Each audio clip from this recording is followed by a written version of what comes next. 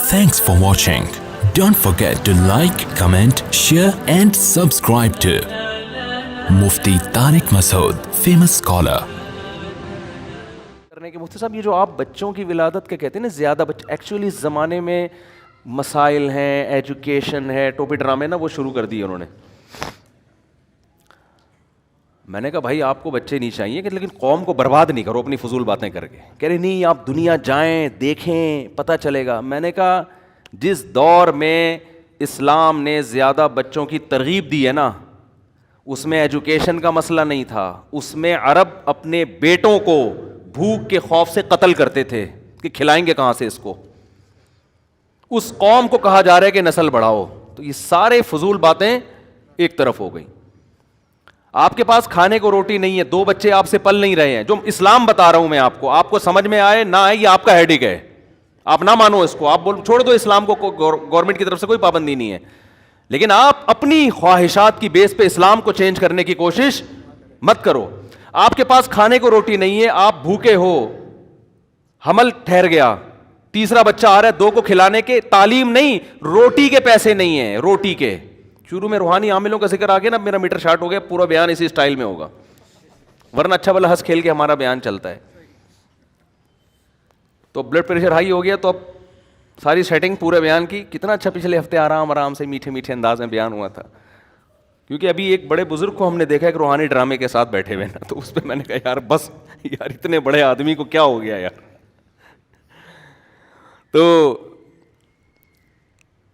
تو وہ روٹی کے پیسے اگر آپ کے پاس نہیں ہیں، روٹی کے، آپ کے لیے کھانا مشکل، تعلیم اگلی چیز ہے نا، پہلے تو روٹی ہے نا، اور حمل ٹھہر گیا، اس بیس پہ گرانے کی اجازت نہیں ہے کہ کھلاؤں گا کہاں سے.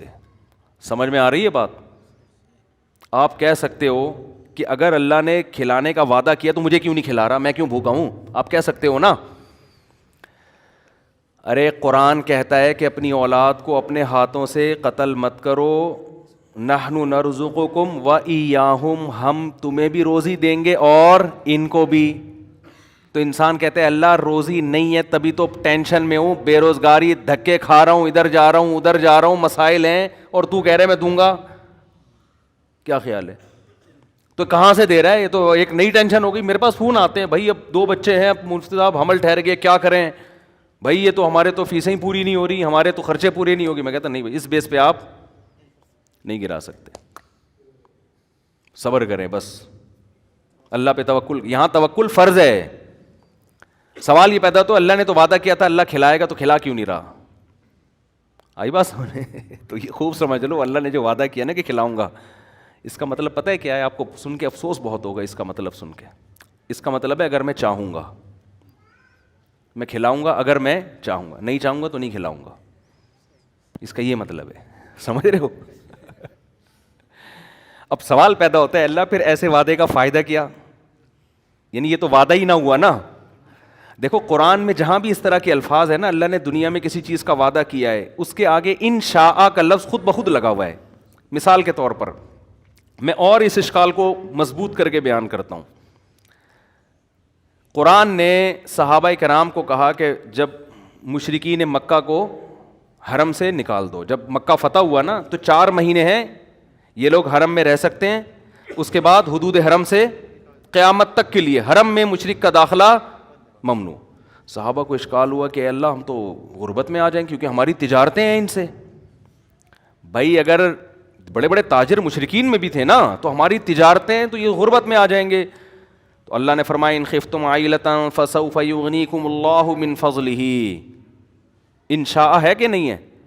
اگر تمہیں غربت کا خوف ہے تو اللہ نے چاہا تو اپنے فضل سے تمہیں غنی کر دے گا. ایک ہی آیت. ابھی میں ان سب کا ایک مفہوم بیان کرتا ہوں، اس سے سارے اشکال حل ہو جائیں گے انشاءاللہ. فسوف یغنیکم اللہ من فضلہ ان شاء، اگر اللہ چاہے گا تو اپنے فضل سے تمہیں غنی کر دے گا. نکاح کے بارے میں بھی یہ الفاظ ہیں، نکاح کرو یہ نہ دیکھو کہ غریبوں کے امیر ہوں. کیوں؟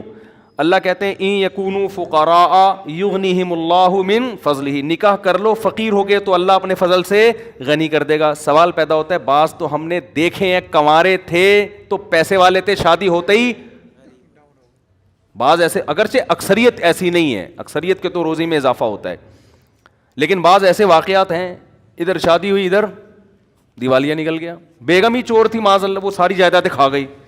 بعض دفعہ تو یہ بھی ہوتا ہے نا. ارے بعض دفعہ ایسے ہوتا ہے آپ نے شادی کی میرا بیان سن کے کہ یار اس سے مال میں کیا ہوگا، برکت ہوگی، اضافہ ہوگا.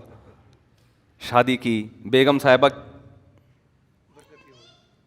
کوئی خدا نخواستہ کوئی چور خاندان سے ان کا تعلق، ایسے لوگ ہیں ہمارے علم میں، پورا زیور کھا گئی، سونا کھا گئی جو مہر میں دیا تھا، اور بھی چیک سائن کروا کے پوری جائیدادیں کھا کے آپ روڈ پہ گٹر کے ڈھکن پہ بیٹھے ہوئے ہیں اور 4 شادیوں کے فضائل بیان کر رہے ہیں.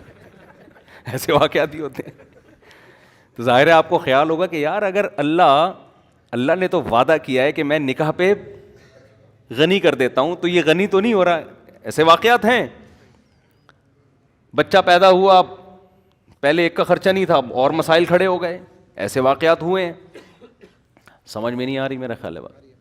اسی طرح قرآن کہتا ہے وما من دابۃ الا علی اللہ رزقها، زمین پہ کوئی چوپایا ایسا نہیں ہے جس کا رزق اللہ کے ذمے نہ ہو. لیکن ہم دیکھتے ہیں جانور بھوک سے مرتے ہیں.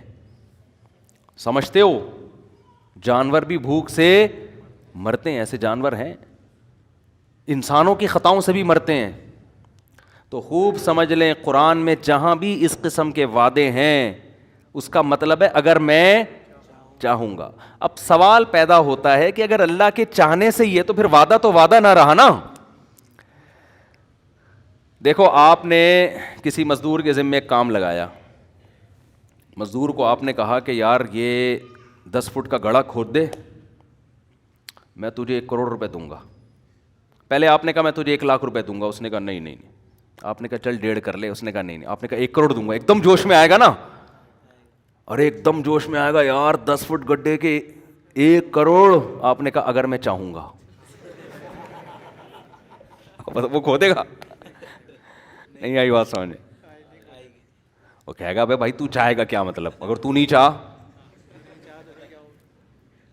میں نے ایک صاحب سے پیسے کوئی چیز بیچی نا، تو پتہ نہیں 1 لاکھ کی تھی 1.5 لاکھ کی تھی. انہوں نے کہا میں آپ کو کل پیمنٹ دوں گا. میں نے کہا بھائی آپ مجھے کیا پتا یار، میں آپ کو جانتا نہیں ہوں، آپ مارکیٹ سے شارٹی ہو جاؤ. ہم بعض دفعہ اپنا بکرے بیچ کے آ رہے ہوتے ہیں، دمبا کسی کو پہنا کے آ رہے ہوتے ہیں، لوگ ہمیں پہناتے ہیں، پھر اپنے دوسروں کو پہنانا پڑتا ہے ہمیں. ٹھیک ہے نا. تو کہتے نہیں اللہ نے چاہا تو میں کل دے دوں گا. میں نے اگر اللہ نے نہیں چاہا تو میں کیا کروں گا بتا، میں تجھے کہاں تلاش کروں گا. اگر مجھے یقین ہو کہ اللہ چاہے گا کہ تو مجھے دے گا، اللہ چاہے گا کہ تو مجھے دے گا، تو میں 1 دن کیا میں 1 مہینہ انتظار کر لوں گا. لیکن اگر اللہ نے نہیں، اللہ نے تو مجھے نہیں بتایا کہ میں چاہوں گا کہ نہیں چاہوں گا. اگر اللہ نے نہیں چاہا تو میں تو تجھے فون کروں گا بھائی میرے پیسے دے، تو کہے گا اللہ نے چاہا ہی نہیں. کیا خیال ہے ہمیں کیا ملے گا. اب جب ہم لوگوں کے بارے میں یہ بات سوچتے ہیں یار یہ کیوں اٹک رہا ہے یہاں پہ، یہ اللہ نے چاہا نا تو ہمارا مائک سسٹم ایک دن انشاءاللہ ٹھیک ہو جائے گا. اللہ نے چاہا.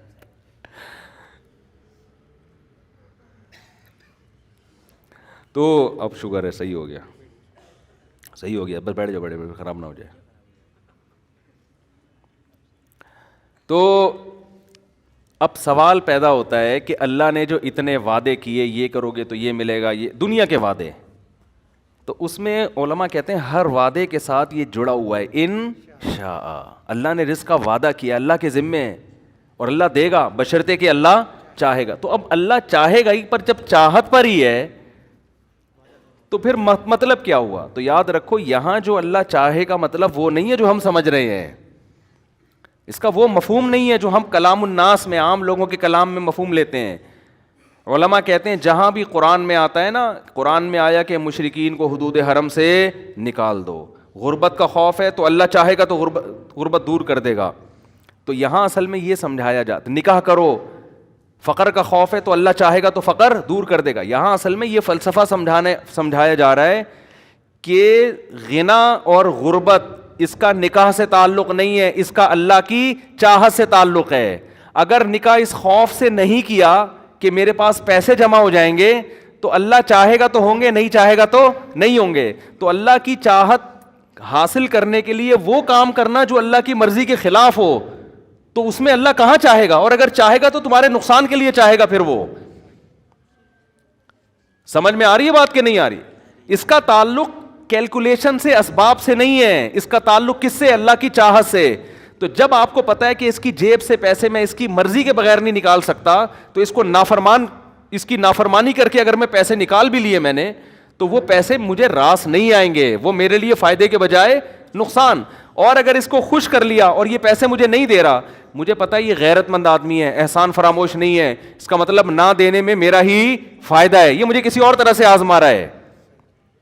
سمجھ میں نہیں آ رہی بات؟ میرا خیال ہے اس کی مثال ایسے جیسے گناہ. دیکھو رشوت لینے میں پیسے ملتے ہیں زیادہ، حرام کاری میں پیسے زیادہ ملتے ہیں کہ نہیں ملتے؟ حلال میں اکثر پیسے کم ملتے ہیں انسان کو. لیکن جب آپ نے ناجائز کر کے پیسہ کمایا اور اللہ نے دیا آپ کو، تو یہ یوں سمجھ لیں کہ یہ وہ مٹھائی ہے جس کے اندر زہر کی گولی رکھ کے آپ کو کھلایا جا رہا ہے. یہ اللہ خوش ہو کے نہیں دے رہا، تو اس میں خیر کی توقع آپ نہ رکھیں. اور آپ نے حلال پہ قناعت کر لی اور بالفرض نہیں مل رہا، تو یہ وہ زہر ہے جو دیکھنے میں زہر لگ رہا ہے لیکن یہ اینٹی بایوٹک ہے، یہ آپ کی اصلاح کے لیے، آپ کو فائدہ پہنچانے کے لیے، اس میں خیر ہے. یہ کڑوی گولی آپ کے فائدے کے لیے ہے، اور وہ میٹھا لڈو اس کے دشمن اگر مٹھائی کھلا رہا ہے تو وہ مٹھائی میں خیر نہیں ہو سکتی.